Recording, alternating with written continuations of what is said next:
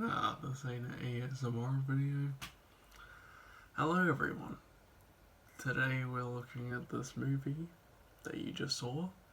In some countries it's called Crazy Bear.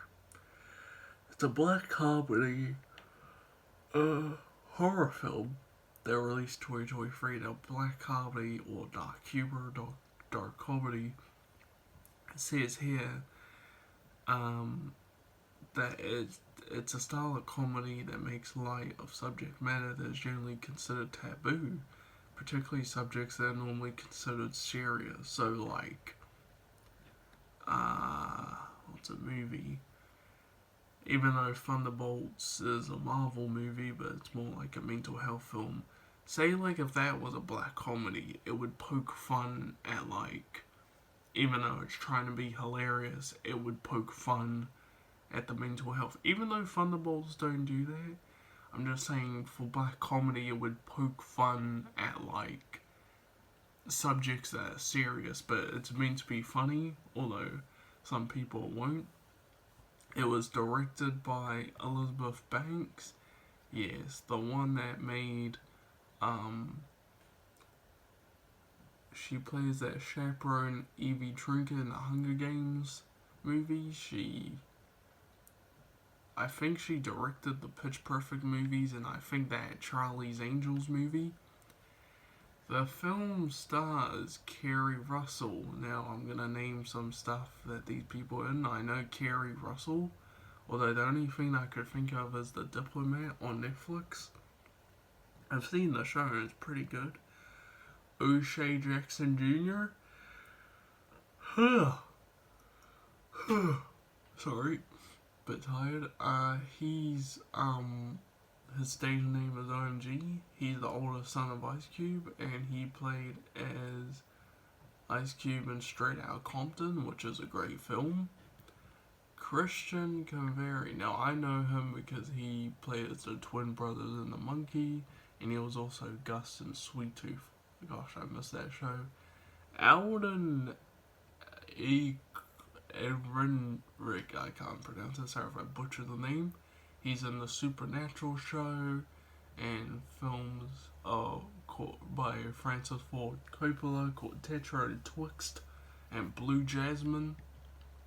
Brooklyn Prince, oh, like my name, except this person has two N's and has a Y, mine has a E. She was in the Florida Project, which I've seen, the Apple TV Plus series called Home Before Dark, and I think she was in, what's that movie called?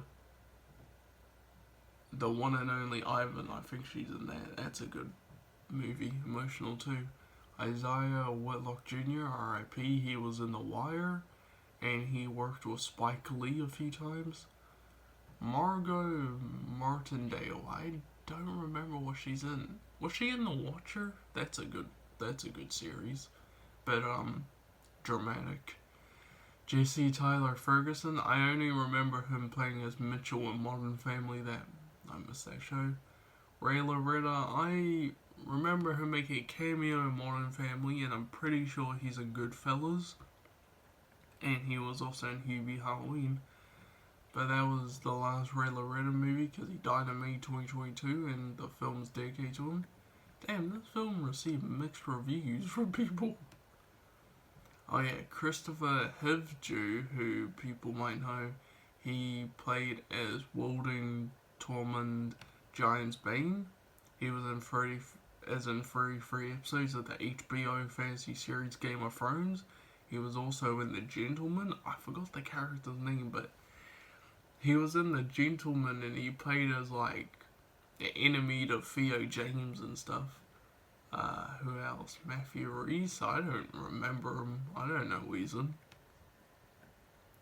But this is loosely inspired by the events surrounding American black bear that died after ingesting a double bag full of cocaine. In December 1985, Evan jumped out of an airplane piloted by Andrew C. Fulton, a former officer and convicted smuggler, because his plane was carrying too heavy a load. He jumped out of the plane with faulty parachute. Yeah, so basically the real life bear is not known to have killed anyone after consuming it, and what transpired at the time leading up to his death from overdose is unknown. In an interview with Rarity, someone said, oh no, wait, Elizabeth Banks stated that this movie could be seen as that bear's revenge story. So, the real bear in real life says this is loosely based on a true story, is that the real bear didn't kill anyone, at least people don't know, I think. But the bear in the movie killed people because, like I said, it's sort of horror, but it's more like a comedy than a horror. It's more like comedy action. Phil Lord and Christopher Miller was announced to be producing an untitled horror comedy project inspired by a true story. They made, I think, the Jump Street movies, if I presume correctly. And then the producers approached Radio Silence Collective's Matt and Tyler to direct, but both opted out of the film in favor of making the fifth Scream installment. I love Radio Silence. Great people. Great television film stuff. They made Ready or Not 1 and 2 and the Scream films. I love Ready or Not. Can't wait for the second. And I love the Scream films.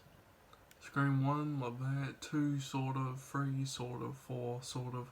Love 5 and 6. I watched 7. My review came out whenever. You guys can check out my review. It's not spoilers, obviously. Film's trailer made use of the song, meaning the bear one, White Lines, Don't Do It by Mel Mel. I always listen to that song. Get higher, baby. Get higher, baby. I'll never come down. White lines blur through my mind.